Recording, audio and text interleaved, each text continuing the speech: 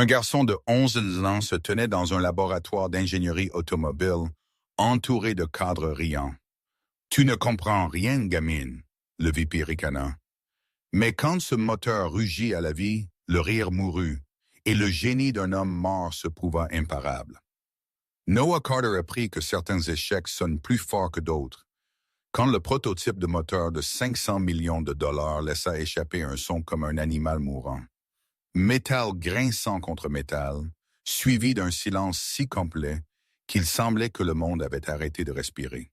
23 ingénieurs gelèrent dans l'installation de recherche et développement de Walsh Automotive, TIV, fixant le massif moteur hybride qui était supposé révolutionner l'industrie automobile et était à la place devenu un monument à un désastre coûteux. Gregory Walsh, vice-président de l'ingénierie, se tenait au centre de tout cela, les bras croisés et le visage de la couleur d'un homme regardant sa carrière brûler. C'était le 3e échec en 2 semaines. Le conseil d'administration arrivait dans 72 heures. Sans un prototype fonctionnel, Walsh Automotive perdrait ses contrats gouvernementaux, licencierait 3000 travailleurs et probablement déclarerait faillite. Noah n'aurait pas dû être là du tout. À 11 ans, il était supposé être dans la zone d'attente à l'extérieur de l'usine faisant ses devoirs pendant que sa mère finissait son corps sur la chaîne de montage. Mais il avait appris les passages dérobés à travers Walsh Automotive 2 ans auparavant, quand son père était encore en vie et Noah avait passé des après-midi à le suivre, regardant Daniel Carter faire de la magie avec des moteurs que personne d'autre ne pouvait réparer. Maintenant, Daniel était parti, tué dans un accident industriel quand un câble de grue avait cassé. Et Noah était seul avec un carnet plein des designs de son père et une connaissance des moteurs qu'il ne pouvait expliquer à personne sans avoir l'air de l'inventer. « Quelqu'un me dise ce qui n'a pas marché », demanda Walsh, sa voix coupant le silence comme une lame. « Nous avons investi un demi-milliard de dollars en 6 ans dans ce projet. 6 ans, et ça sonne toujours comme si nous torturions des chats quand nous essayons de le démarrer. » L'ingénieur en chef, un homme nommé Patterson avec 30 ans d'expérience, s'avança prudemment. Le système hybride ne s'intègre pas correctement. Les moteurs électriques et le moteur à combustion se combattent au lieu de travailler ensemble. Nous avons essayé 17 calibrations différentes et aucune d'entre elles n'a fonctionné, termina Walsh. Ce qui signifie que vous avez eu 6 ans et 17 tentatives pour résoudre un problème qui apparemment n'a pas de solution. Le visage de Patterson rougit. « Monsieur, avec respect, le modèle théorique suggère « Je me fiche des modèles théoriques. » La voix de Walsh s'éleva en un cri qui résonna sur les hauts plafonds. « Je me soucie des résultats. Je me soucie d'un moteur qui tourne. Parce qu'en 72 heures, le conseil va me demander pourquoi nous avons brûlé un demi-milliard de dollars pour construire quelque chose qui ne fonctionne pas. Et le modèle théorique suggère ne va sauver aucun de nos emplois. » Noah se pressa contre le mur derrière un chariot à outils, essayant de rester invisible. Il était descendu à l'installation de R&D parce qu'il avait entendu sa mère parler à d'autres ouvrières d'usine de l'échec du prototype. Les avait entendus chuchoter que Walsh Automotive pourrait fermer, que 3000 personnes, y compris sa mère, pourraient perdre leur emploi et personne ne savait ce qui n'allait pas avec le moteur. Noah, il avait su dès l'instant où il l'avait entendu essayer de démarrer. Le problème n'était pas la calibration ou le logiciel d'intégration. C'était le système de distribution de couple. La façon dont les moteurs électriques étaient positionnés créait des forces opposées pendant la transition entre la puissance électrique et la combustion. Son père l'avait écrit dans le carnet, avait même conçu une solution, un système de tampons qui permettait au couple de circuler à travers une chambre d'amortissement avant d'atteindre la transmission. Noah avait lu ces pages 100 fois, avait mémorisé les schémas et les calculs, s'était endormi chaque nuit avec l'écriture de son père nageant devant ses yeux, essayant de comprendre ce que tout cela signifiait. « Peut-être », dit une voix que Noah ne reconnut pas. Une des plus jeunes ingénieurs, une femme aux cheveux noirs attachés en queue de cheval. Nous devrions revisiter les propositions originales de Daniel Carter. Il avait des idées innovantes sur la gestion du couple qui pourraient... Daniel Carter, Walsh l'interrompit, et sa voix était devenue froide d'une manière qui fit serrer l'estomac de Noah, a passé 6 mois à faire perdre du temps à cette entreprise avec des idées qui ne fonctionnaient pas. Ces designs innovants étaient impraticables, coûteux et basés sur des théories qui n'avaient aucune application dans le monde réel. Nous avons abandonné l'approche de Carter il y a des années, et nous n'y reviendrons pas maintenant. Amy Chen, Noah reconnu son nom des histoires de sa mère sur le département d'ingénierie, continua malgré le ton de Walsh. Mais monsieur, certains de ces concepts de système de tampons pourraient résoudre la distribution de couple. Laisse tomber, dit Walsh platement. Carter est mort, ses idées étaient inutiles, et mentionner l'un ou l'autre à nouveau est une perte de temps pour tout le monde. Ce dont nous avons besoin, ce sont des solutions, pas de la nostalgie pour un ingénieur médiocre qui ne pouvait pas livrer de résultats. Les mots frappèrent Noah comme un coup physique, médiocre, inutile. Son père, qui avait été le meilleur ingénieur de Walsh Automotive, qui avait résolu des problèmes que personne d'autre ne pouvait voir, qui avait appris à Noah que chaque moteur avait une voix, et si tu écoutais assez attentivement, tu pouvais entendre ce dont il avait besoin. Les mains de Noah se serrèrent en poing. Il devait rester silencieux, rester caché, se souvenir qu'il avait 11 ans et n'avait pas sa place dans une installation pleine d'ingénieurs adultes avec des diplômes et de l'expérience et l'autorité de lui dire qu'il avait tort.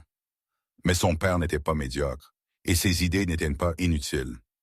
Et Noah ne pouvait pas rester là à écouter Gregory Walsh mentir sur l'homme qui avait été brillant et gentil et était mort en essayant de fabriquer des moteurs qui changeraient le monde.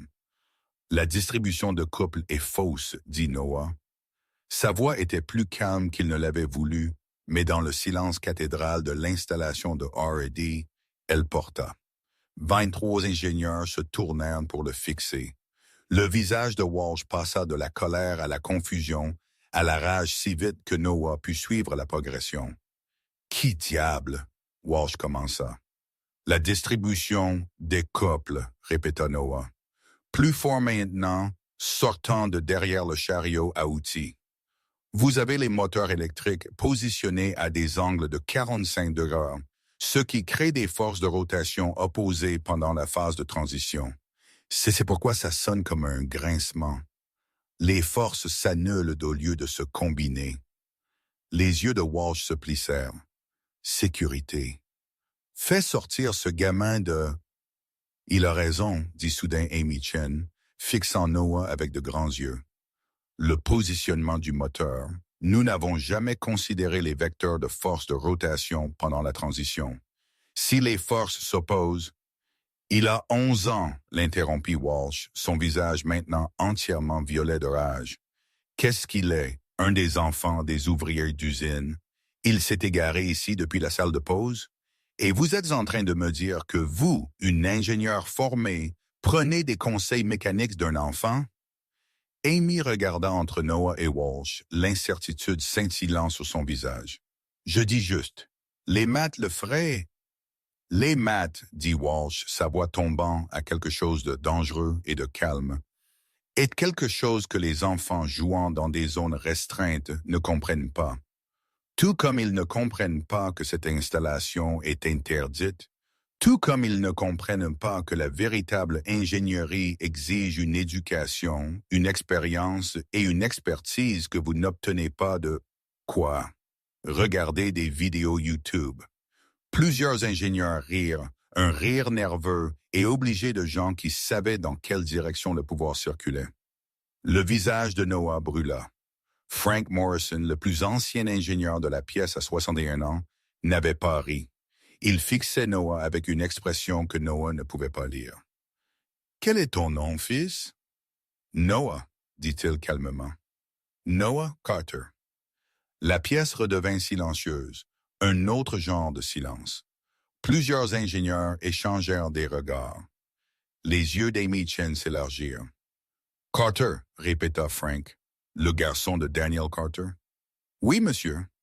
Frank regarda le prototype de moteur, puis de nouveau Noah, et quelque chose changea dans son expression.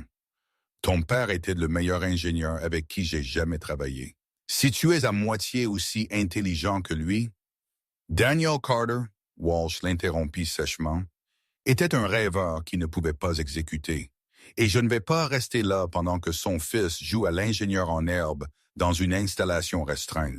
Il se tourna vers Noah et son sourire était cruel. Laisse-moi t'expliquer quelque chose, gamin. Ce moteur représente 6 ans de travail par certains des esprits les plus éduqués en ingénierie automobile.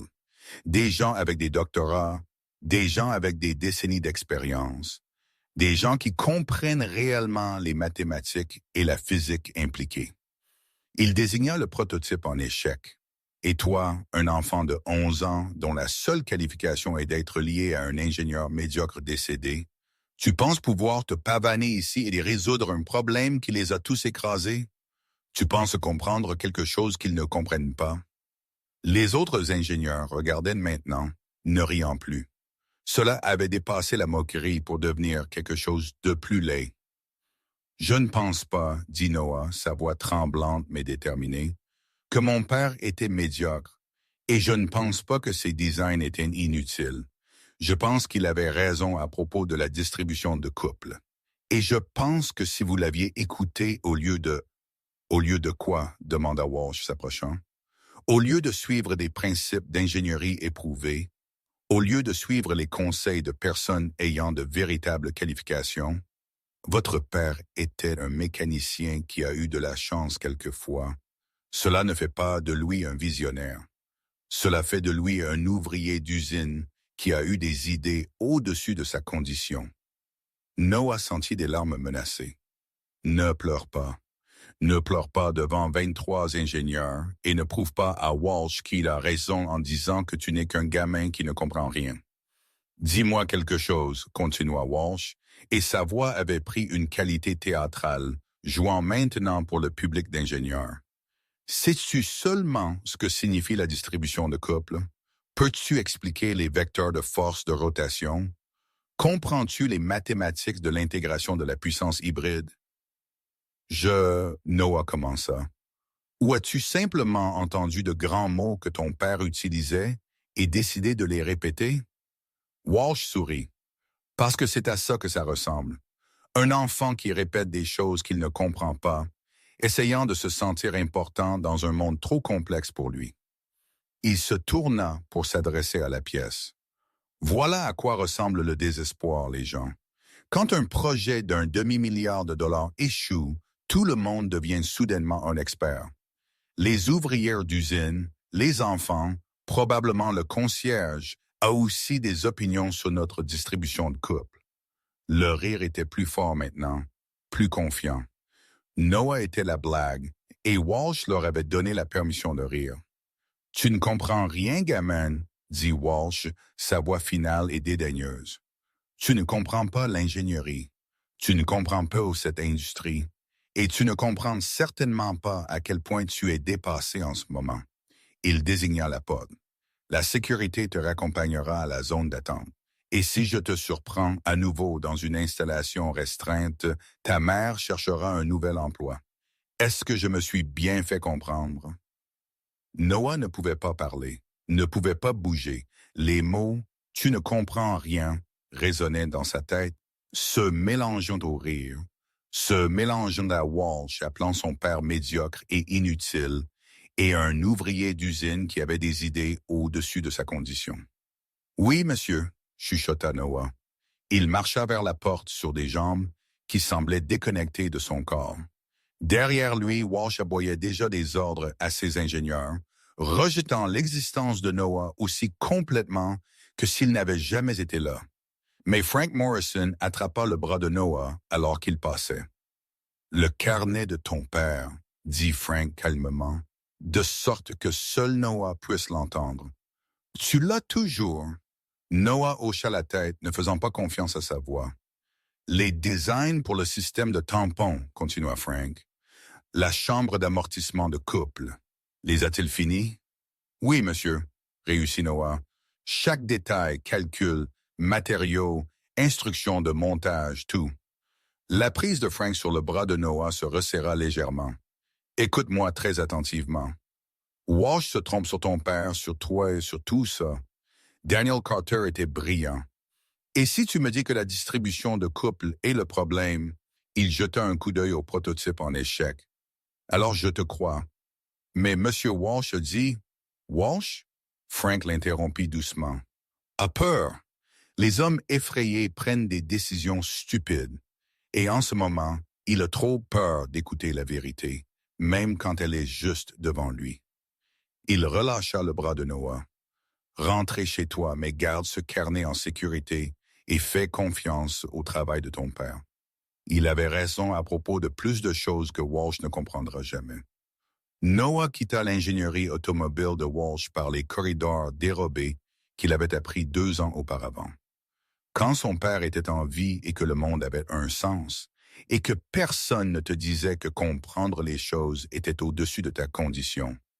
Sa mère attendait à l'extérieur de l'usine avec les autres travailleurs de car, fatigués et inquiètes, et inconsciente que son fils venait d'être humilié devant 23 ingénieurs par un homme qui pensait que son père était médiocre. Noah ne lui dit rien, grimpa simplement dans leur Honda de 15 ans et fit semblant de faire ses devoirs pendant que Sarah les ramenait chez eux à travers les rues de Detroit, bordées d'usines fermées et de rêves brisés. Cette nuit-là, seul dans sa chambre, Noah ouvrit le carnet de son père à la page du design de la chambre d'amortissement de couple. Les calculs étaient élégants. La solution était parfaite. Son père avait su exactement comment résoudre le problème que les ingénieurs de Walsh ne pouvaient pas résoudre. Et Noah savait avec la certitude absolue de quelqu'un qui avait passé 2 ans à étudier chaque mot que son père avait écrit que le design fonctionnerait. La question était, quelqu'un écouterait-il le fils d'un ouvrier d'usine de 11 ans? Ou le prototype de Walsh échouerait-il, l'entreprise s'effondrerait-elle? Et 3000 personnes perdraient-elles leur emploi parce qu'un homme effrayé ne pouvait pas admettre qu'un ingénieur mort avait eu raison depuis le début? Noah traça l'écriture de son père d'un doigt, prenant une décision qui changerait tout. Si Walsh n'écoutait pas, Noah le prouverait d'une autre manière. Il réparerait le moteur lui-même. Sarah Carter avait travaillé sur la chaîne de montage chez Walsh Automotive pendant 14 ans, et elle avait appris que certaines conversations se passaient le mieux en voiture après les quarts de nuit, quand l'épuisement rendait les gens honnêtes et l'obscurité rendait les secrets plus faciles à partager. « Tu as été silencieux », dit-elle à Noah alors qu'ils rentraient chez eux à travers les rues vides de Detroit. « Quelque chose s'est passé à l'école ?»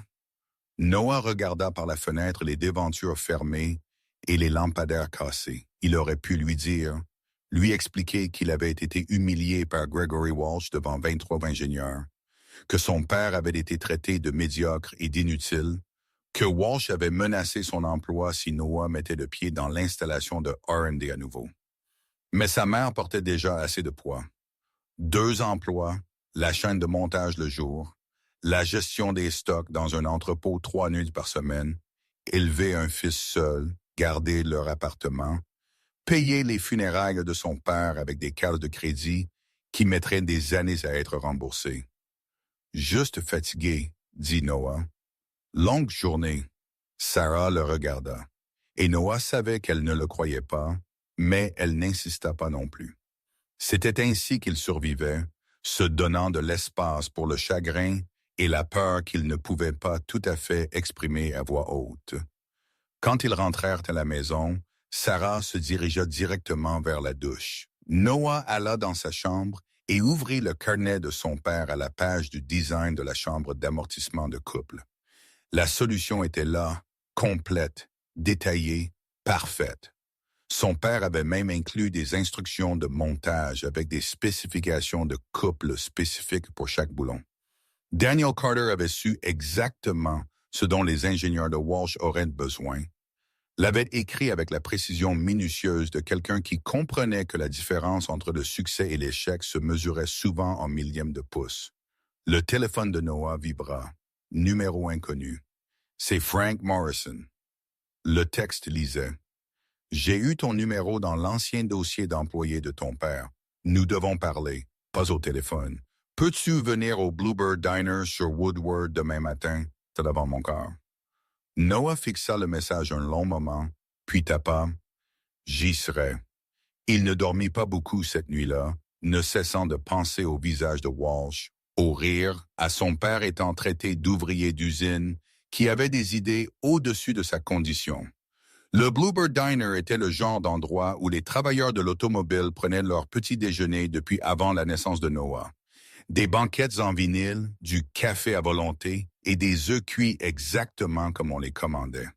Frank Morrison était déjà là quand Noah arriva, assis dans une banquette arrière avec une tasse de café et les yeux fatigués de quelqu'un qui avait trop réfléchi pendant trop longtemps. « Ton père avait l'habitude de t'amener ici », dit Frank alors que Noah se glissait dans la banquette. « Les samedis matins. Tu avais quoi, 7, 8 ans? Il te laissait commander des pancakes aux pépites de chocolat et passait ensuite 2 heures à dessiner des designs de moteurs sur des serviettes pendant qu'il travaillait sur des problèmes. » Noah hocha la tête, la gorge serrée. Il se souvint de la voix de son père expliquant comment la combustion fonctionnait, comment l'électricité circulait, comment chaque moteur n'était qu'une conversation entre le carburant et l'air et l'étincelle. « Je veux que tu comprennes quelque chose, » continua Frank.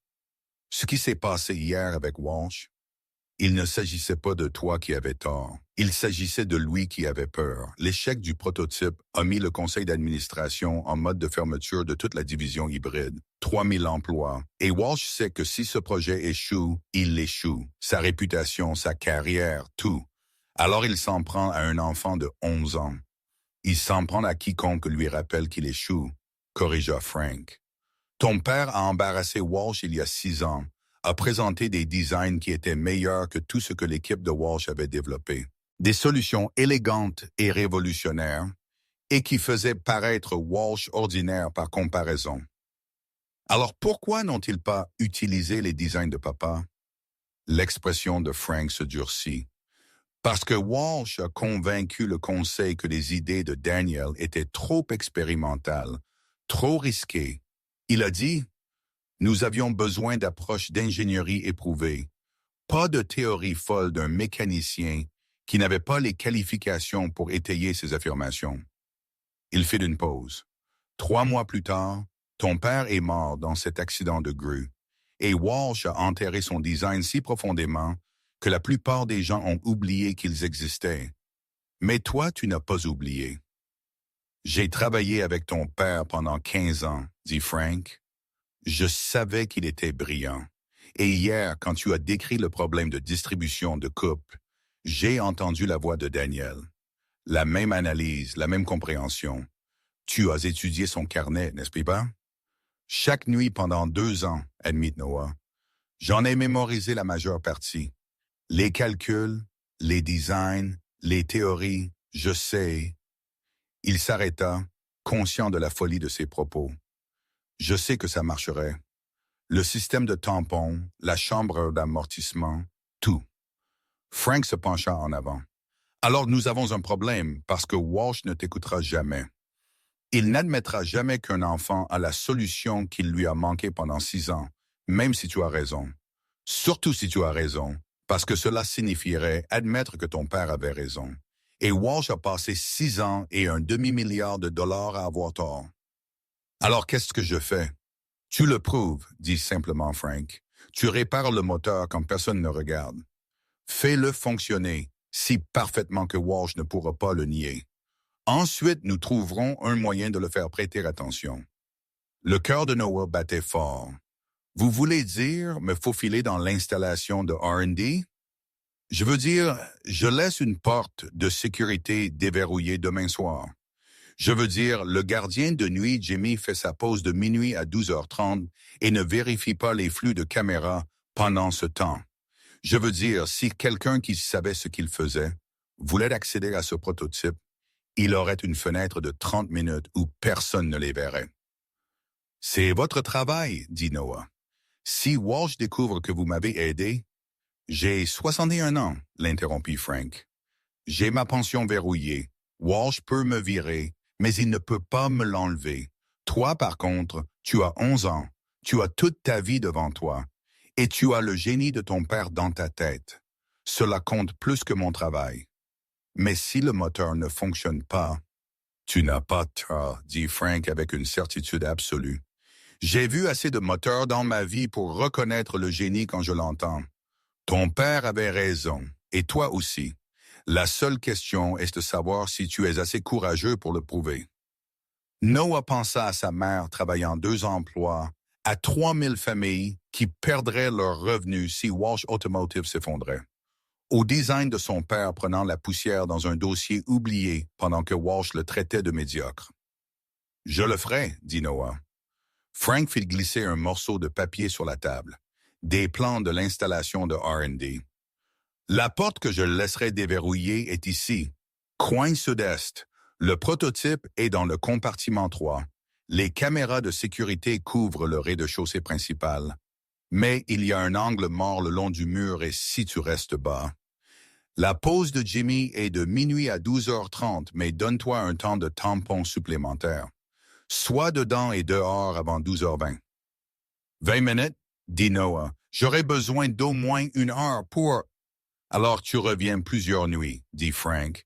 Fais ce que tu peux par fenêtre de 20 minutes, mais tu ne peux pas te faire prendre. Noah, si Walsh te trouve là-dedans à nouveau, il portera plainte pour intrusion. Espionnage industriel. Peut-être fera-t-il un exemple de toi pour couvrir ses propres échecs. Le poids de cela s'abattit sur les épaules de Noah. Non seulement réparer un moteur, risquer une arrestation, risquer l'emploi de sa mère, risquer tout sur la conviction qu'un carnet d'hommes morts contenait des réponses qu'un demi-milliard de dollars d'ingénierie n'avait pas pu trouver. « Pourquoi m'aidez-vous » demanda Noah. Les yeux de Frank devinrent lointains. « Parce qu'il y a 28 ans, j'étais un jeune ingénieur fraîchement sorti de l'université et j'ai fait une erreur qui a failli tuer 3 personnes. Ton père a repéré l'erreur, ne m'a pas humilié, ne m'a pas signalé, m'a juste pris à part et m'a montré ce que j'avais fait de mal, puis m'a aidé à le réparer avant que quiconque ne soit blessé. » Il se concentra de nouveau sur Noah. « Il a sauvé ma carrière, peut-être ma vie. J'ai cherché un moyen de rembourser cette dette pendant près de 3 décennies. Ce n'est pas un remboursement, ce n'est qu'un acompte. » Noah quitta le Bluebird Diner avec les plans pliés dans sa poche et un plan se formant dans son esprit. Il aurait besoin d'outils. Il aurait besoin d'étudier la disposition physique du prototype pour comprendre comment accéder au support de moteur. Il aurait besoin de comprendre comment implémenter le système de tampon de son père en fenêtre de 20 minutes sans se faire prendre. Cet après-midi-là, pendant que sa mère était à son travail à l'entrepôt, Noah alla à la bibliothèque et consulta la base de données des spécifications techniques de Walsh Automotive, publiquement disponible pour les actionnaires et les clients potentiels. Il trouva les dimensions du prototype, les configurations des supports de moteur, les cartes de distribution de couple qui montraient exactement ce qu'il avait dit à Walsh hier, des forces opposées à des angles de 45 degrés. Il fit des notes dans les marges du carnet de son père, recoupant le design du système de tampon avec les spécifications du prototype, calcula les besoins en matériaux, les tailles de boulons, la séquence d'assemblage. Cela prendrait 3 nuits, peut-être 4. S'il pouvait travailler sans interruption pendant 20 minutes chaque nuit, il pourrait installer la chambre d'amortissement, repositionner les supports de moteur, calibrer la distribution de couple. S'il ne se faisait pas prendre, si les designs de son père fonctionnaient réellement, s'il ne détruisait pas un prototype d'un demi-milliard de dollars et ne finissait pas en détention juvénile. Les doutes étaient plus faciles à repousser quand il se concentrait sur les calculs. Les chiffres ne mentaient pas. La physique ne se souciait pas de l'âge ou des qualifications. Les maths de son père étaient solides. La solution était réelle. Ce soir-là, la mère de Noah rentra de l'entrepôt épuisée et alla directement se coucher. Noah attendit d'entendre son léger ronflement, puis sortit la boîte à outils de son père de l'arrière de son placard. Daniel Carter avait appris à Noah à utiliser chaque outil quand il avait 8 ans. Non pas parce qu'il s'attendait à ce que Noah devienne mécanicien, mais parce qu'il croyait que comprendre comment les choses fonctionnaient, vraiment comprendre avec ses mains et son esprit, faisait voir le monde différemment. Noah sélectionna ce dont il aurait besoin: un jeu de douille métrique, une clé dynamométrique, une pince à dénuder, du ruban isolant, le tournevis cruciforme préféré de son père avec le manche usé qui tenait parfaitement dans les petites mains de Noah. Il emballa tout dans son sac à dos d'école avec le carnet, les plans et une lampe de poche. Puis il régla son réveil pour 23h45 et essaya de dormir. Il ne put pas, ne cessait de penser au visage de Walsh, à ces mots: « Tu ne comprends rien, gamine. » À son père étant traité de médiocre par un homme qui échouait exactement à ce que Daniel avait résolu il y a des années. À 23h43, Noah se leva. Sa mère dormait toujours. Il laissa une note sur son bureau juste au cas où quelque chose se passerait mal, expliquant tout: où il allait, pourquoi ce n'était pas sa faute s'il se faisait prendre. Puis il se glissa par la fenêtre de la chambre sur l'escalier de secours, de la même manière qu'il se faufilait pour des promenades nocturnes lorsque son père était mort pour la première fois et que l'appartement semblait trop silencieux pour respirer. Walsh Automotive se profilait au loin à 3 pâtés de maison, les lumières encore allumées dans certaines fenêtres où l'équipe de nuit faisait tourner l'usine. Noah approcha par l'est, restant dans l'ombre, utilisant les chemins que son père lui avait appris il y a des années, quand Daniel le promenait et lui faisait remarquer comment les villes n'étaient que des puzzles si on savait les voir. La porte sud-est était exactement là où Frank avait dit qu'elle serait. Noah essaya la poignée, s'attendant à moitié à ce qu'elle soit verrouillée, s'attendant à ce que Frank ait changé d'avis ou se soit fait prendre, ou ait décidé que c'était trop risqué. La porte s'ouvrit, Noah se glissa à l'intérieur et l'odeur familière d'huile de machine et de métal le frappa avec la force du souvenir. Cet endroit sentait toujours comme son père. Ressentait toujours ces samedis matins où le monde était simple et les moteurs n'étaient que des problèmes attendant d'être résolus. Le compartiment 3 était à travers le rez-de-chaussée principal. Noah pouvait voir le prototype au loin. Massif, complexe, beau dans son potentiel. 23 ingénieurs ne pouvaient pas le faire fonctionner. Son père avait su comment. Maintenant, Noah avait 20 minutes pour commencer à le prouver. Il resta bas le long du mur est, se déplaçant à travers l'angle mort que Frank avait marqué sur les plans. Les caméras de sécurité balayaient leur schéma programmé, le manquant de quelques pieds. Quand Noah atteignait le prototype, il posa son sac à dos et sortit le carnet de son père, l'ouvrant à la page qu'il avait mémorisée. Le design de la chambre d'amortissement de couple le regarda. L'écriture de Daniel Carter aussi familière que la sienne. « D'accord, papa, » chuchota Noah. « Voyons si tu avais raison. » Il ramassa le tournevis cruciforme usé de son père, celui qui tenait parfaitement dans ses mains d'enfant de 11 ans, et se mit au travail. 20 minutes ne suffisaient pas pour tout réparer, mais c'était assez de temps pour commencer à prouver que les designs d'un homme mort pouvaient faire ce qu'un demi-milliard de dollars ne pouvait pas. Et quelque part dans cette immense installation, Gregory Walsh dormait probablement profondément, certain que son problème était insoluble et que son humiliation du fils d'un ouvrier d'usine était justifiée. Il n'avait aucune idée que le garçon qu'il avait traité de stupide était sur le point de sauver tout ce que Walsh avait passé 6 ans à détruire, si Noah ne se faisait pas prendre d'abord. La première nuit, Noah réussit à retirer le boîtier extérieur de l'ensemble du support moteur avant que la pause de Jimmy ne se termine, et il dut se faufiler à nouveau par la porte sud-est comme un fantôme qui n'avait jamais été là. La deuxième nuit, sa main trembla si fort qu'il lui fallut 5 minutes juste pour positionner le premier boulon de la chambre d'amortissement. Au moment où il entendit des pas au loin, quelqu'un travaillant tard, pas Jimmy. Noah avait à peine installé le support de montage avant de devoir attraper ses outils et disparaître dans l'ombre le long du mur est. La troisième nuit, tout alla mal. Noah était arrivé au compartiment 3 sans incident, avait retiré le panneau de carrosserie du prototype et positionnait soigneusement le premier composant du système de tampon de son père quand il entendit des voix. Pas Jimmy le gardien de sécurité en pause prévue. Des voix différentes se rapprochant. Le cœur de Noah battait la chamade contre ses côtes. Il était accroupi derrière le prototype avec la boîte à outils de son père ouverte et des composants éparpillés sur le sol. Pas le temps de ranger, pas le temps de courir. L'angle mort le long du mur était à 30 pieds. Il n'y arriverait jamais. Il fit la seule chose qu'il pouvait. Se pressa dans l'ombre sous le prototype lui-même, tirant son sac à dos près de lui, essayant de se rendre invisible dans l'obscurité sous 3 tonnes de moteur expérimental. Des pas résonnèrent sur le sol en béton, 2 séries de voix que Noah reconnut. « Je te dis, le conseil va nous fermer. » La voix d'Amy Chen, stressée et fatiguée. « Walsh est délirant s'il pense que nous pouvons réparer ça en 72 heures. » 60 heures maintenant. Une autre voix corrigea. Robert Sullivan, le directeur d'usine. « Et tu as raison, nous ne pouvons pas le réparer.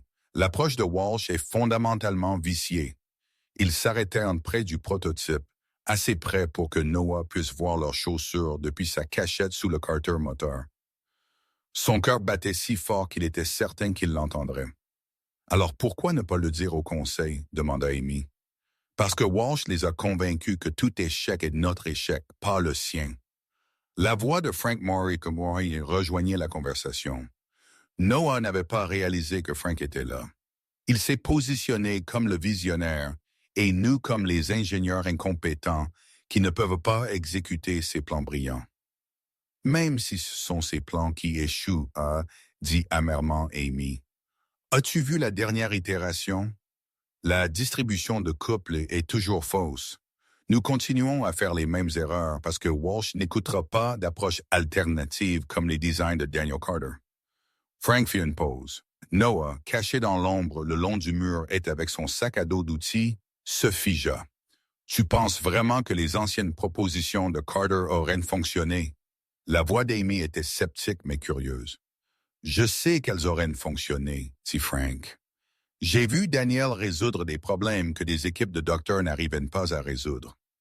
Il voyait des moteurs différemment, les comprenait à un niveau instinctif qui n'avait rien à voir avec les qualifications et tout à voir avec le génie.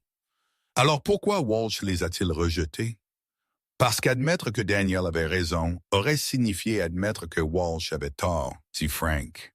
Et Gregory Walsh n'a jamais admis avoir tort de toute sa carrière. Noah se pressa contre le prototype, caché dans l'ombre, retenant son souffle. Il ne s'était attendu à personne dans l'installation si tard. Frank et Amy Chen se tenaient près de l'entrée du compartiment 3, leur voix portant dans l'espace vide. « La réunion du conseil est dans 2 jours, dit Amy. Si ce prototype ne fonctionne pas, Walsh va licencier la moitié du département d'ingénierie avec les ouvriers d'usine. Il prépare déjà sa présentation, blâmant l'échec sur une expertise technique insuffisante dans l'équipe, faisant croire que nous l'avons déçu au lieu de l'inverse. C'est Walsh, dit amèrement Frank. Toujours la faute de quelqu'un d'autre. Jamais ses propres mauvaises décisions qui lui reviennent en pleine face. Noah se pressa contre le châssis du prototype, caché dans l'ombre, son tournevis cruciforme de son père toujours à la main. Il travaillait depuis 18 minutes, venait juste de finir d'installer le premier support de montage pour la chambre d'amortissement. Quand il avait entendu des voix s'approcher du compartiment 3, Frank Morrison et Amy Chen, Noah reconnut immédiatement leur voix. « Vous êtes sûr de ça? » Amy disait, « Si Walsh découvre que vous avez aidé le gamin de Carter, alors il me vire, » l'interrompit Frank, « et je passe ma retraite avec une conscience tranquille au lieu de me demander ce que j'aurais pu faire différemment. » Ils étaient proches maintenant. Noah se pressa contre le Carter du prototype, essayant d'être invisible, essayant de ne pas respirer trop fort. « Le garçon avait raison, dit Amy, à propos de la distribution de couple. J'ai refait les calculs après le départ de tout le monde. Les forces opposées à 45 degrés. C'est exactement ce qui cause l'échec. Comment un enfant de 11 ans a-t-il vu ce que 23 ingénieurs ont manqué? Parce que c'est le fils de Daniel Carter. La voix de Frank rejoignit la conversation. Noah n'avait pas réalisé que Frank était là. Et Daniel voyait les moteurs différemment du reste d'entre nous. Il y voyait la poésie, pas seulement la mécanique. Noah se pressa contre le prototype caché dans l'ombre. Il ne s'était attendu à personne dans l'installation à minuit. Le garçon avait raison. La voix d'Amy Chen à propos de tout, la distribution de couple, les forces opposées. J'ai refait les calculs après que Walsh l'ait viré. Son analyse était parfaite. Un enfant de 11 ans a vu ce que 23 ingénieurs ont manqué. Parce que nous ne le cherchions pas, dit Frank. Nous suivions l'approche de Walsh. L'approche de Dayashil était complètement différente, révolutionnaire même. Et Walsh l'a enterré parce qu'admettre que Daniel avait raison signifierait admettre que Walsh avait tort, termina Amy. Pendant 6 ans, pour un demi-milliard de dollars. Noah se figea derrière le prototype, le tournevis de son père toujours à la main. Ils étaient là, Frank et Amy, dans l'installation près de minuit. Il pouvait les entendre, mais ne pouvait pas les voir. Ils étaient quelque part près de l'entrée du compartiment 3. Le garçon avait raison hier, continua Amy. L'analyse de la distribution de couple était impeccable. J'ai refait les calculs après que Walsh l'ait jeté dehors. Le positionnement du moteur à 45 degrés crée exactement le genre de force opposée qu'il a décrit. Daniel avait raison il y a 6 ans, dit Frank, et Walsh l'a enterré parce qu'admettre qu'un mécanicien sans doctorat avait de meilleures idées que toute son équipe d'ingénieurs aurait endommagé sa réputation. Noah se pressa contre le prototype, le cœur battant. Il travaillait depuis 18 minutes. Le Carter moteur était partiellement démonté, les composants de la chambre d'amortissement étalés sur les schémas de son père. 2 minutes de plus et il serait parti, de nouveau par la porte sud-est avant le retour de Jimmy de sa pause. Mais Frank et Amy étaient ici dans le compartiment 3 à parler de son père. Le garçon avait raison hier. La voix d'Amy Chen porta à travers l'installation. L'analyse de la distribution de couple était parfaite. J'ai refait les chiffres après le départ de tout le monde. Le placement du moteur à 45 degrés crée exactement les forces opposées qu'il a décrites. Bien sûr qu'il avait raison, répondit Frank. Le fils de Daniel Carter, ce garçon a l'esprit de son père. Alors pourquoi Walsh n'a-t-il pas écouté? Parce qu'écouter aurait signifié admettre qu'il avait tort il y a 6 ans, qu'il a rejeté des designs qui auraient sauvé ce projet, qu'il a laissé un ingénieur brillant mourir en pensant que son travail était sans valeur. Noah se pressa contre le prototype, le cœur battant. Ils étaient en avance. La pause de Jimmy n'était pas censée se terminer avant 8 minutes, mais des voix résonnaient à travers l'installation de R&D. Le ton grave familier de Frank et une voix de femme que Noah reconnut comme celle de Chen. Nous ne pouvons pas laisser Walsh détruire cette entreprise, disait Amy. 3000 familles dépendent de ses emplois. Alors nous avons besoin de preuves, répondit Frank. Des preuves solides et indéniables que les designs de Daniel Carter auraient fonctionné. Que Walsh a tué ce projet il y a 6 ans par ego et par peur. Il se rapprochait. Noah se pressa contre le prototype, essayant de devenir invisible derrière le massif bloc moteur. Son sac à dos était ouvert, ses outils éparpillés, le carnet de son père posé sur le sol en béton où n'importe qui pouvait le voir. Le garçon, dit Amy. Noah, il avait raison hier, n'est-ce pas, à propos de la distribution de couple. Le fils de Daniel a hérité de plus que les yeux de son père. La voix de Frank rejoignit la conversation. Noah n'avait pas su qu'il était là. Le gamin voit les moteurs comme Daniel le faisait, comme des puzzles qui veulent être résolus plutôt que des problèmes à vaincre. Noah se figea derrière le prototype, son cœur battant. Il était 0h17. Il travaillait depuis 17 minutes, venait juste de finir de retirer le premier support moteur, et maintenant il y avait des voix, plusieurs voix, des gens qui n'étaient pas censés être là pendant la pause de Jimmy. J'ai sorti les propositions originales, dit Amy Chen, et Noah put entendre des papiers froissés datant d'il y a 6 ans. Les designs de Daniel Carter pour le système d'amortissement de couple. Walsh les a rejetés. Mais Amy, ce sont brillants, révolutionnaires. Si nous implémentions même la moitié de ce que Carter a suggéré, Walsh ne l'approuvera jamais, dit la voix de Frank Morrison. Son ego ne le permettra pas. Admettre que Daniel avait raison signifie admettre que Walsh a gaspillé 6 ans et un demi-milliard de dollars à avoir tort. Noah se pressa contre le prototype, caché dans l'ombre, respirant à peine. Ils étaient dans le compartiment 3, juste là, peut-être à 20 pieds. S'ils allumaient les lumières principales au lieu d'utiliser des lampes de poche, ils le verraient immédiatement. Alors nous ne demandons pas à Walsh, dit Amy. Nous l'implémentons nous-mêmes. Montrons-lui des résultats au lieu de demander la permission. Le conseil arrive dans... Elle vérifia quelque chose. 58 heures. Si nous pouvons faire fonctionner ce moteur d'ici là... Avec quelle équipe? L'interrompit Frank. Walsh a tout le monde travaillant sur son approche de calibration ratée. Quiconque suggère les designs de Daniel se fait rejeter. Tu as vu ce qu'il a fait à ce gamin hier. Le silence lourd et inconfortable. C'était cruel, dit enfin Amy. Le fils de Daniel, n'est-ce pas? Le garçon avait l'air d'avoir étudié ses designs. Il savait exactement ce qui n'allait pas avec la distribution de couple. Parce qu'il l'a fait, dit Frank. Je l'ai rencontré ce matin. Noah a mémorisé le carnet de son père pendant 2 ans. Chaque calcul, chaque design, chaque théorie. Ce gamin comprend les systèmes hybrides mieux que la moitié de notre équipe d'ingénierie. Il a 11 ans, dit Amy, mais il n'y avait pas de moquerie dans sa voix, juste de l'émerveillement. Mozart aussi quand il a commencé à composer des symphonies, répondit Frank. L'âge ne détermine pas ce génie. Daniel a vu ce problème il y a 6 ans. Walsh l'a ignoré. Maintenant, le fils de Daniel voit la même solution et Walsh l'humilie. Combien de fois la famille Carter doit-elle avoir raison avant que quelqu'un n'écoute? Le cœur de Noah battait si fort qu'il était certain qu'il l'entendrait. Frank croyait en lui. Amy croyait au design de son père. Ils essayaient d'aider, d'arranger les erreurs de Walsh avant que la dette limite ne détruise tout.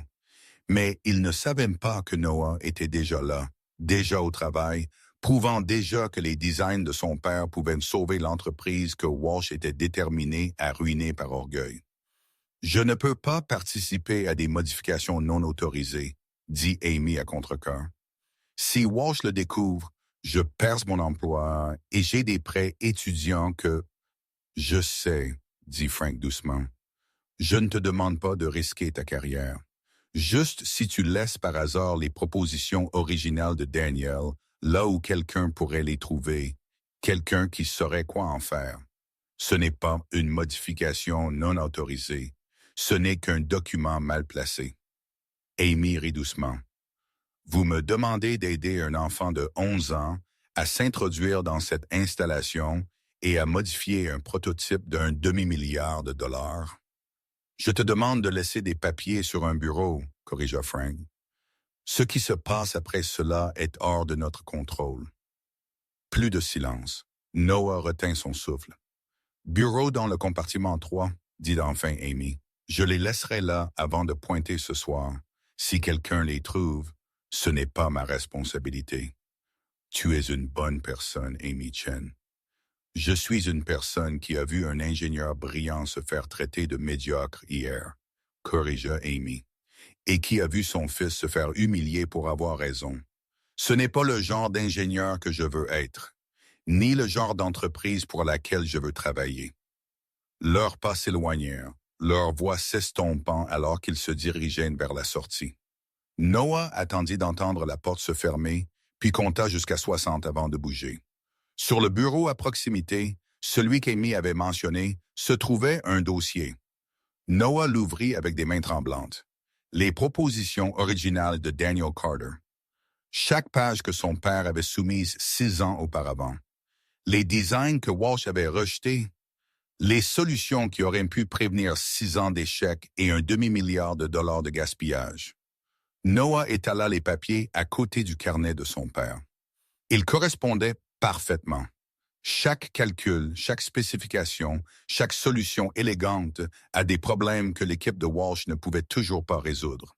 Son père avait eu raison, avait été brillant, avait vu l'avenir de l'ingénierie automobile et avait été rejeté par un homme trop effrayé pour admettre que quelqu'un d'autre était plus intelligent.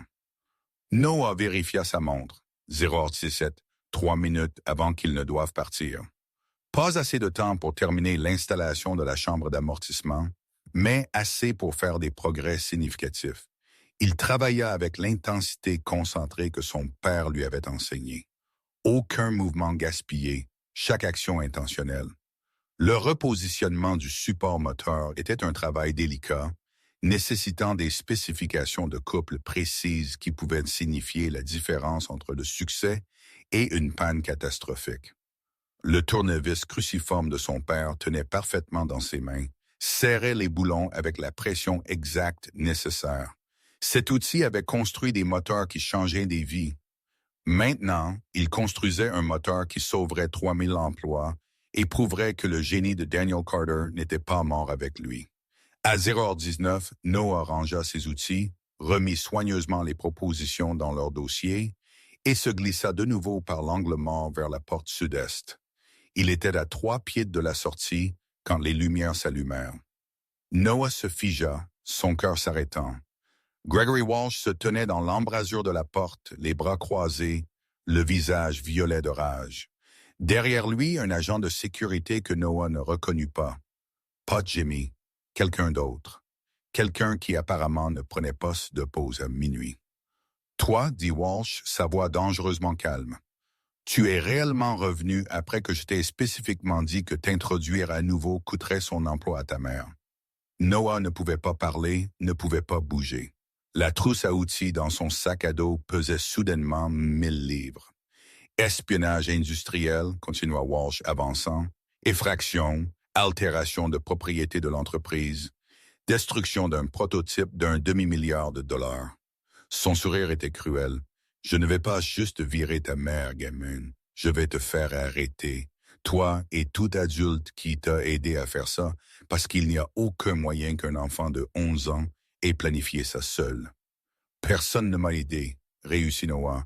J'ai fait ça moi-même. Menteur, crècha Walsh. Quelqu'un t'a donné accès. Quelqu'un a laissé cette porte déverrouillée. Et quand je trouverai qui... Il sortit son téléphone.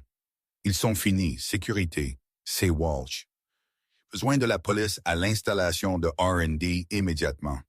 Je détiens un intrus juvénile qui a saboté notre prototype. Le monde de Noah se réduisit à un seul point de terreur. Police. Arrêtez. Sa mère perdant son emploi. Frank étant viré. Amy étant virée. Tout cela parce que Noah pensait qu'il pouvait réparer ce que Walsh avait brisé. « Attendez », dit une voix derrière Walsh. Frank Morrison apparut, son visage calme malgré la situation. « Avant d'appeler la police, vous devriez peut-être démarrer ce moteur. » Walsh se retourna. « Quoi? Le prototype? »« Démarrez-le, dit Frank. Voyez ce que le gamin a fait avant de le faire arrêter pour sabotage. »« Je sais ce qu'il a fait, gronda Walsh. Il a détruit 6 ans de... »« Démarrez le moteur, répéta Frank. Sa voix dure maintenant.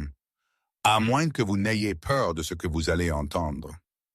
Walsh fixa Frank un long moment, la rage et la suspicion se disputant sur son visage. Puis il fit signe à l'agent de sécurité. Très bien, documentons exactement ce que ce petit criminel a détruit avant l'arrivée de la police. Ils marchèrent vers le compartiment 3. La main de Walsh serrée sur l'épaule de Noah, les doigts s'enfonçant assez fort pour faire mal. Le prototype se profilait sous les dures lumières fluorescentes, ayant exactement l'air qu'il avait quand l'équipe de Walsh avait abandonné. Walsh grimpa dans le siège du conducteur, tournant la clé avec la confiance de quelqu'un certain qu'il était sur le point de prouver à un enfant de 11 ans qu'il avait tort. Le moteur démarra, non pas avec le son d'animal mourant des tentatives précédentes, non pas avec du métal qui grince ou une panne électrique, ou l'un des problèmes qui l'avait tourmenté pendant 6 ans. Il démarra en douceur, parfaitement, comme les moteurs étaient censés sonner quand des esprits brillants les concevaient et des mains attentives les construisaient correctement. Le silence dans le compartiment 3 était absolu. Walsh coupa le contact, puis le remit. Le moteur ronronna. Coupé, remis, parfait à chaque fois. Il sortit du siège du conducteur lentement, fixant le prototype comme s'il l'avait trahi. C'est impossible. Nous avons tout essayé, chaque calibration, chaque approche, sauf celle de Daniel Carter, dit Frank tranquillement. Celle que vous avez rejetée il y a 6 ans, celle que vous avez appelée impraticable et coûteuse et théorique, celle que son fils de 11 ans vient d'implémenter en fenêtre de 20 minutes sur 3 nuits, parce que vous étiez trop fier pour admettre que vous aviez tort. Le visage de Walsh passa du violet au blanc. Vous l'avez aidé. Vous êtes viré. Vous et toute autre personne impliquée dans cette non-autorisée. Appelez le conseil, dit Amy Chen, entrant dans le compartiment 3 de là où elle s'était cachée. Tout de suite, dites-leur que le prototype fonctionne. Dites-leur que les designs de Daniel Carter, ceux que vous avez enterrés il y a 6 ans, viennent de sauver toute la division hybride. Ensuite, expliquez-leur pourquoi vous virez les personnes qui ont sauvé votre projet au lieu de les remercier. Walsh regarda entre Frank, Amy et Noah, piégé, acculé, regardant sa carrière s'effondrer, non pas parce que le moteur avait échoué, mais parce qu'il avait réussi. Et Noah se tenait là, la trousse à outils de son père sur le dos, regardant le génie d'un homme mort se prouver imparable après tout. Le conseil d'administration arriva chez Walsh Automotive à exactement 9h et Gregory Walsh transpirait déjà. 12 cadres en costume coûteux entrèrent dans la salle de conférence surplombant l'usine, leur visage montrant le genre particulier de mécontentement qui venait d'investir un demi-milliard de dollars dans quelque chose qui pourrait ne pas exister.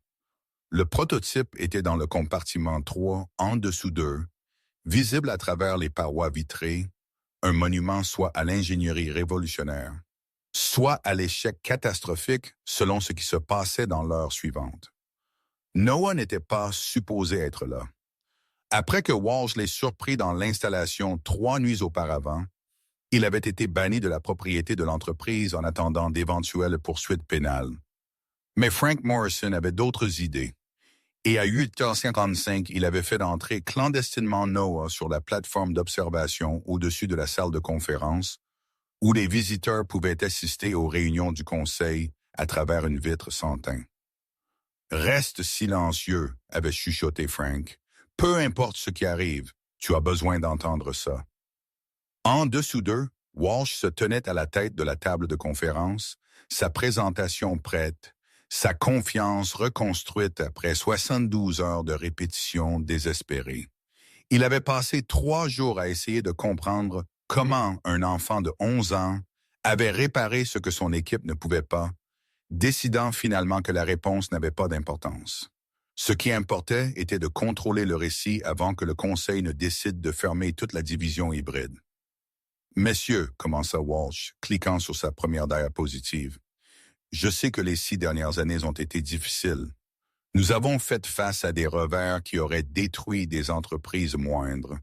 Mais je suis heureux de vous annoncer que notre persévérance a finalement porté ses fruits. Le prototype est fonctionnel. Le système hybride est opérationnel. Walsh Automotive est sur le point de révolutionner l'industrie automobile. » Robert Sullivan, le directeur de l'usine, était assis à gauche de Walsh avec un dossier devant lui qu'il n'avait pas encore ouvert. Son visage était soigneusement neutre. « Montrez-nous, » dit Catherine Morrison, la présidente du conseil d'administration, et la sœur cadette de Frank. « Démarrez le moteur. » Walsh sourit. Il avait attendu ce moment. « Absolument. Mais d'abord, je veux vous guider à travers la percée qui a rendu cela possible. L'approche innovante de la gestion de couple que mon équipe a finalement perfectionnée après des années de « Démarrer le moteur », répéta Catherine, sa voix ne laissant aucune place au préambule. « Nous écoutons des présentations depuis 6 ans, Gregory. Montrez-nous des résultats. » Le sourire de Walsh se crispa, mais il fit signe à Patterson, l'ingénieur en chef, qui descendit au compartiment 3 et grimpa dans le prototype. À travers les parois vitrées, ils le regardèrent tourner la clé. Le moteur démarra parfaitement, en douceur, puissamment, exactement comme un hybride révolutionnaire devrait sonner. Plusieurs membres du conseil se penchèrent en avant, surpris. L'un d'eux sourit même. Les épaules de Walsh se détendirent légèrement. Comme vous pouvez le voir, notre persévérance a... Comment? Catherine l'interrompit. Soyez spécifique. Qu'est-ce qui a changé entre l'échec d'il y a 3 jours et le succès d'aujourd'hui? Walsh s'était préparé à cette question, avait sa réponse prête. Une amélioration dans la calibration de la distribution de couple. Mon équipe a implémenté un système de tampons qui permet aux moteurs électriques et aux moteurs à combustion de travailler en harmonie plutôt qu'en opposition. C'est une technique que je développe depuis des années et... Menteur. Toutes les têtes se tournèrent. Frank Morrison se leva de son siège près de l'arrière de la salle de conférence. Ses 61 ans d'expérience lui donnant le genre d'autorité qui faisait même attention aux membres du conseil. « Asseyez-vous, Morrison, » dit Walsh, sa voix dangereuse. « C'est une réunion du conseil d'administration, pas une revue d'ingénierie. »« Alors faisons les deux, » dit Frank, marchant vers l'avant de la pièce. Il sortit un dossier de sous son bras, épais, usé, clairement vieux. Parce que j'ai des documents que je pense que le conseil devrait voir avant de féliciter M. Walsh pour sa percée révolutionnaire. Catherine regarda Walsh puis Frank. Je le permets, M. Morrison a canon avec cette entreprise. S'il a des préoccupations, je veux les entendre. Le visage de Walsh devint pâle. C'est très irrégulier. L'est aussi la fraude d'entreprise, l'interrompit Frank. Il ouvrit le dossier, sortit des papiers que Noah reconnut même depuis la plateforme d'observation au-dessus, les propositions originales de son père, les designs que Walsh avait rejetés 6 ans auparavant. Ce sont des propositions soumises par Daniel Carter en 2019. Il y a 6 ans, avant que nous dépensions un demi-milliard de dollars, avant que 3000 emplois ne soient menacés, avant que nous gaspillions 6 ans à construire quelque chose qui ne fonctionnait pas. Il étala les papiers sur la table de conférence. Les membres du conseil se penchèrent, les étudiants. Daniel Carter, continua Frank, était l'un des ingénieurs automobiles les plus brillants que cette entreprise ait jamais employé. Il a vu le problème de distribution de couple avant même que nous ayons construit le premier prototype. Il a conçu un système de tampons, une chambre d'amortissement qui permettrait aux moteurs électriques et aux moteurs à combustion de passer en douceur. Révolutionnaire, élégant, parfait et rejeté, dit Catherine, lisant le refus estampillé en haut de la page. Par M. Walsh? Pourquoi? Walsh resta figé à la tête de la table, regardant sa carrière se désintégrer en temps réel. Ses designs étaient théoriques, non prouvés. Nous avions besoin de solutions pratiques, pas expérimentales. Le prototype qui fonctionne dans le compartiment 3 en ce moment, l'interrompit Frank, utilise le système de tampons de Daniel Carter, sa chambre d'amortissement, sa configuration de distribution de couple, chaque élément que Walsh vient de revendiquer comme sa propre percée innovante. C'est le travail de Daniel d'il y a 6 ans. Un travail que Walsh a rejeté et enterré parce qu'admettre qu'un mécanicien sans doctorat avait de meilleures idées que son équipe d'ingénieurs aurait endommagé sa réputation. Le silence tomba dans la salle de conférence, lourd et accablant. « C'est absurde, » dit Walsh, mais sa voix avait perdu sa confiance. Le prototype actuel utilise des approches de calibration complètement différentes de tout ce que Carter a proposé. Les similarités sont au mieux fortuites. Robert Sullivan ouvrit enfin son dossier. En fait, elles sont identiques. Il sortit des documents de comparaison. Les spécifications originales de Daniel d'un côté, la configuration actuelle du prototype de l'autre. Je les ai faites vérifier indépendamment par le Dr. Helen Martinez au MIT. Elle a confirmé que chaque système majeur du prototype fonctionnel correspond aux propositions de Daniel Carter de 2019 avec une précision de 98,3%. Walsh saisit les documents, les fixant comme s'il pouvait changer ce qu'il disait par la seule force de sa volonté. C'est quelqu'un a dû accéder aux anciens fichiers de Carter, les copier. C'est de l'espionnage industriel, pas. Daniel Carter est mort il y a 2 ans, dit Catherine calmement. Alors, qui a accédé à ces fichiers? Qui a implémenté ces designs? La question planait dans l'air comme de la fumée. Frank leva les yeux vers la plateforme d'observation, directement là où Noah était caché derrière la vitre sans teint. Le cœur de Noah s'arrêta. Frank ne pouvait pas le voir, ne pouvait pas savoir avec certitude qu'il était là, mais il savait quand même, d'une manière ou d'une autre. Le fils de Daniel Carter, dit Frank. Noah, 11 ans. Il étudie le carnet de son père depuis 2 ans. Il a mémorisé chaque design, chaque calcul, chaque théorie. Et il y a 3 nuits, quand M. Walsh l'a humilié devant toute notre équipe d'ingénierie, a traité son père de médiocre et d'inutile, a menacé l'emploi de sa mère, la voix de Frank devint plus dure. Ce garçon de 11 ans s'est faufilé dans cette installation après les heures de travail et a implémenté les designs que son père était trop mort pour défendre. Le silence était absolu maintenant. Les membres du conseil fixaient Walsh avec des expressions allant du choc au dégoût. « Un enfant », dit lentement Catherine. « Vous me dites qu'un enfant de 11 ans ait réparé un prototype d'un demi-milliard de dollars qui a vaincu tout votre département d'ingénierie? » Le fils de Daniel Carter, corrigea Frank. Père brillant, fils brillant.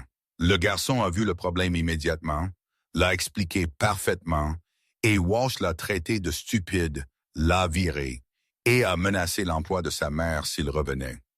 Les mains de Walsh tremblaient. Ce garçon a commis une intrusion d'entreprise, s'est introduit dans une installation restreinte, a altéré la propriété de l'entreprise d'une valeur de...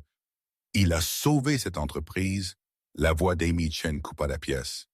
Elle était assise tranquillement dans le coin, mais maintenant elle se leva, sortant sa propre documentation. J'ai 3 ans de rapports d'ingénierie montrant que plusieurs membres de l'équipe, y compris moi-même, ont suggéré de revoir les approches de Daniel Carter. Chaque suggestion a été refusée par M. Walsh. Chaque référence au travail de Carter a été étouffée. Et quand le fils de Daniel est apparu avec la solution exacte dont nous avions besoin, Walsh l'a humilié au lieu d'écouter. Elle marcha jusqu'à la table, ajoutant ses papiers au tas croissant de preuves.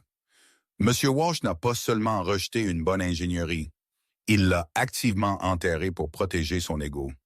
Ensuite, il a essayé de s'attribuer le mérite d'un travail fait par un ingénieur mort dont il avait passé 6 ans à qualifier les designs d'inutiles. Walsh regarda désespérément autour de la pièce, cherchant des alliés et n'en trouvant aucun. Ses ingénieurs, son conseil, même le directeur d'usine, tout le monde le fixait avec des degrés variés de condamnation. Le garçon a enfreint la loi. Walsh essaya à nouveau s'accrochant à des chimères.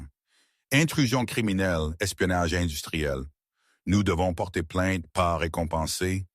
Contre un enfant de 11 ans qui a sauvé 3000 emplois, la voix de Catherine aurait pu geler l'eau, tout en exposant que notre VP de l'ingénierie a passé 6 ans et un demi-milliard de dollars à ignorer des solutions qui lui ont été offertes sur un plateau d'argent.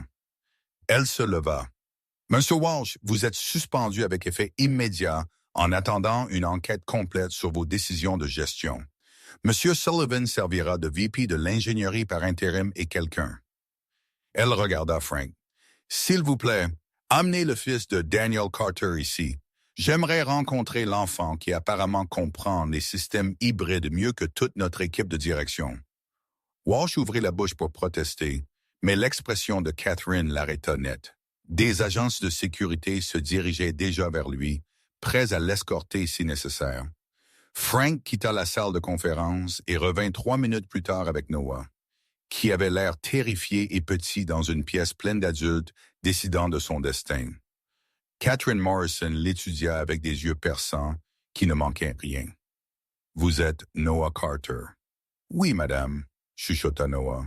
« Et vous avez implémenté les designs de votre père sans autorisation, après avoir été explicitement banni de cette installation, sachant que vous pouviez être arrêté pour intrusion d'entreprise? » La gorge de Noah était sèche. « Oui, madame. » « Pourquoi? » La question planait dans l'air. Noah pouvait donner une douzaine de réponses. Pouvait parler de prouver que son père n'était pas médiocre. Pouvait mentionner les 3000 emplois menacés. Pouvait expliquer qu'il avait passé 2 ans à mémoriser le carnet de son père.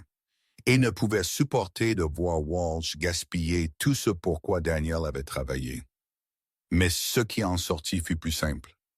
Parce que mon père avait raison et que personne n'écoutait. L'expression de Catherine s'adoucit légèrement. Elle regarda les papiers étalés sur la table de conférence, les designs brillants de Daniel Carter que Walsh avait rejetés et enterrés. Puis de nouveau Noah, qui avait tout risqué pour prouver le génie d'un homme mort. « Monsieur Morrison, dit Catherine à Frank, j'autorise un examen complet des contributions d'ingénierie de Daniel Carter à cette entreprise. Chaque proposition qu'il a soumise, chaque design qu'il a créé, chaque innovation qu'il a suggérée. Je veux savoir exactement sur quelle propriété intellectuelle nous sommes assis pendant que M. Walsh courait après son ego. » Elle se tourna vers Noah. « Et vous, jeune homme, présentez un problème unique. Vous avez commis une intrusion d'entreprise, ce qui normalement entraînerait des poursuites. Cependant, » elle jeta un coup d'œil à Walsh, « étant donné que vous implémentiez des designs qui auraient dû être implémentés il y a 6 ans, et que vos actions ont sauvé cette entreprise de la faillite, je suis encline à considérer cela comme une consultation non autorisée mais précieuse. Vous ne pouvez pas sérieusement être. » Walsh commença. « Vous êtes renvoyé, Monsieur Walsh, » l'interrompit Catherine froidement. « La sécurité vous escortera à votre bureau pour récupérer vos effets personnels. Votre accès à l'entreprise sera révoqué dans l'heure. Ne revenez pas. » Walsh regarda une dernière fois autour de la pièce, cherchant du soutien et ne trouvant que du mépris.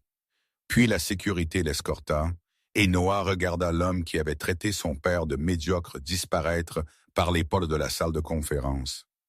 Catherine se retourna vers Noah. « Le travail de votre père a sauvé cette entreprise. Vous avez veillé à ce que ce travail ne meure pas avec lui. Cela demande un courage que la plupart des adultes ne possèdent pas. » Elle marqua une pause. « Que diriez-vous d'un emploi? » Noah cligna des yeux. « J'ai 11 ans. »« J'en suis consciente, » dit Catherine sèchement. « C'est pourquoi je ne peux pas vous embaucher officiellement. Mais Walsh Automotive doit à la famille Carter une dette que nous ne pourrons jamais entièrement rembourser. Alors voici ce que je propose. Une bourse d'ingénierie complète, frais de scolarité, livres, tout, quand vous serez prêt pour l'université. Et d'ici là, un programme de stage rémunéré où vous travaillerez avec notre équipe de R&D chaque été, apprenant des meilleurs ingénieurs que nous avons, en supposant que votre mère approuve. » « Ma mère, » la voix de Noah se brisa. « Elle ne sait pas que je me suis faufilé.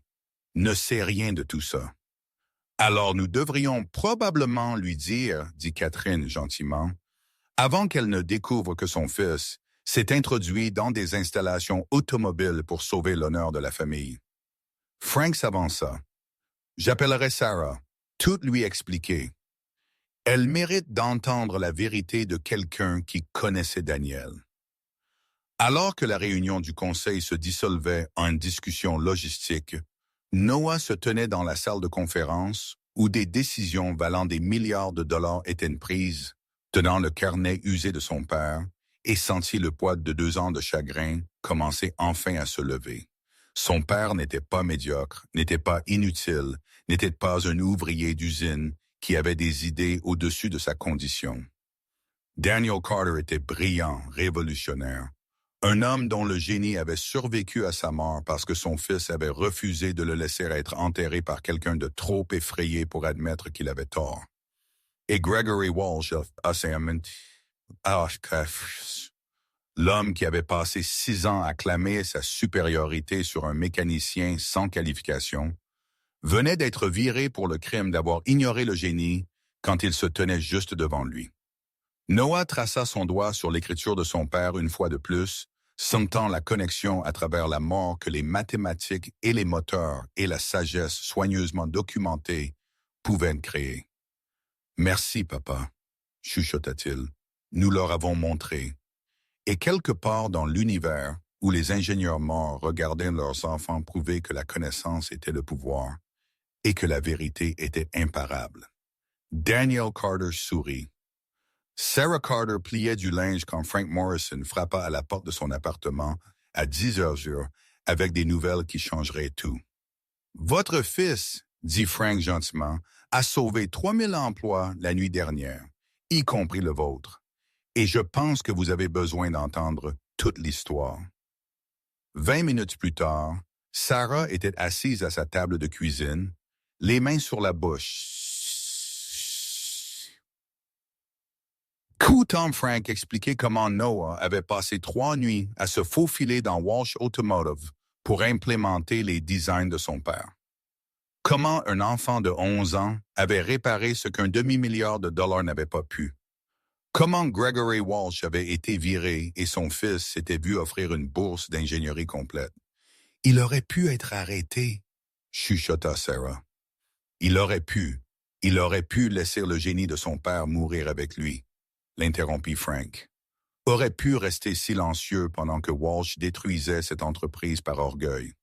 Au lieu de cela, il a prouvé que Daniel Carter avait raison, que la brillance n'a pas besoin de permission, que parfois la chose la plus courageuse que vous puissiez faire est de faire confiance à ce que vous savez, même quand tout le monde vous dit que vous avez tort. » Sarah regarda Noah, qui était resté silencieux pendant l'explication de Frank, attendant sa réaction. « Tu as tout risqué. Ton avenir, mon emploi, notre famille. »« J'ai tout risqué pour le sauver, » dit Noah calmement. « Les designs de papa étaient parfaits, maman. Walsh les a enterrés parce qu'admettre que papa était plus intelligent aurait blessé son orgueil. Je ne pouvais pas laisser cela se faire. Pas quand 3000 familles avaient besoin que ces designs fonctionnent. » Sarah le tira dans ses bras, le serrant comme elle l'avait fait quand Daniel était mort, et que le monde avait cessé d'avoir un sens. « Ton père serait si fier, si incroyablement fier. »« Il serait fier de nous deux, » dit Noah. « Tu as travaillé 2 emplois pour que je puisse étudier les carnets de papa. Tu nous as gardés ensemble quand tout s'est effondré. Ce n'était pas seulement moi, maman. C'était nous 3. » Frank s'éclaircit la gorge. Le conseil veut honorer Daniel publiquement.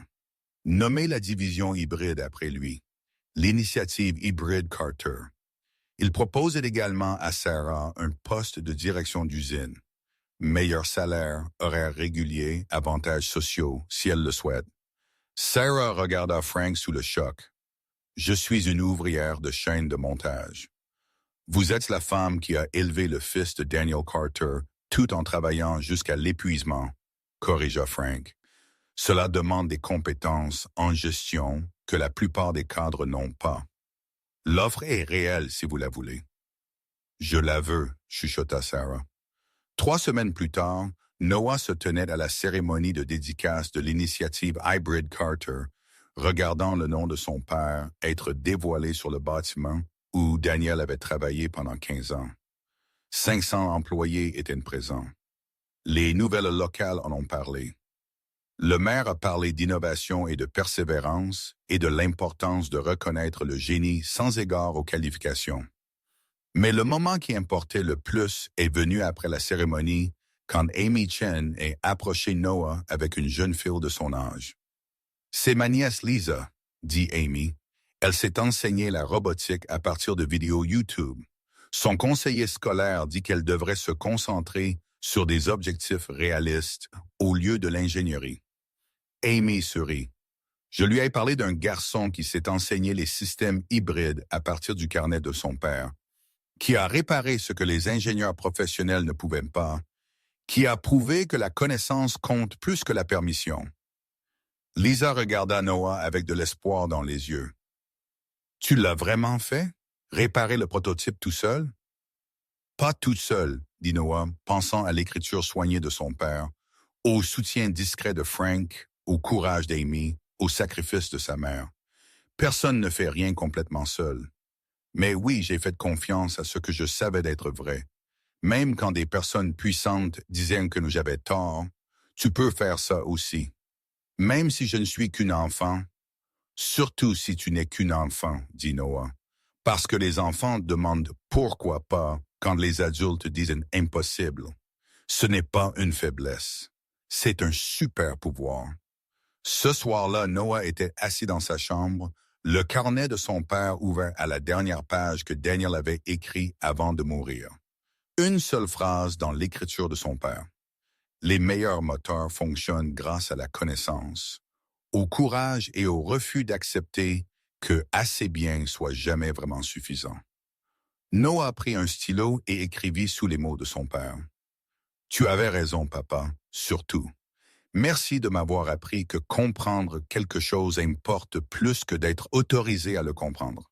Je passerai ma vie à prouver que le génie n'a pas besoin de qualification, juste de courage et de vérité. » Il ferma soigneusement le carnet, le posant sur son bureau à côté de la lettre d'acceptation du programme d'ingénierie en admission anticipée du MIT et de la photo encadrée de son père en uniforme de Walsh Automotive, souriant à l'appareil photo comme quelqu'un qui savait que les moteurs n'étaient que le début de ce qu'il pouvait enseigner à son fils. Le tournevis cruciforme, manche usée, ajustement parfait, était posé à côté de la photo, un rappel que les outils qui construisaient des moteurs pouvaient aussi bâtir des héritages. Et quelque part à Detroit, 3000 familles allèrent travailler chez Walsh Automotive, leur emploi assuré parce qu'un ingénieur mort avait été brillant et que son fils de 11 ans avait été assez courageux pour le prouver. Le nom de Gregory Walsh fut effacé de l'histoire de l'entreprise en un mois. Le nom de Daniel Carter serait rappelé pour toujours. Parce qu'à la fin, la vérité gagna, le génie prévalut. Et un garçon à qui on avait dit qu'il ne comprenait rien avait montré au monde exactement à quel point une personne pouvait comprendre quand elle refusait d'arrêter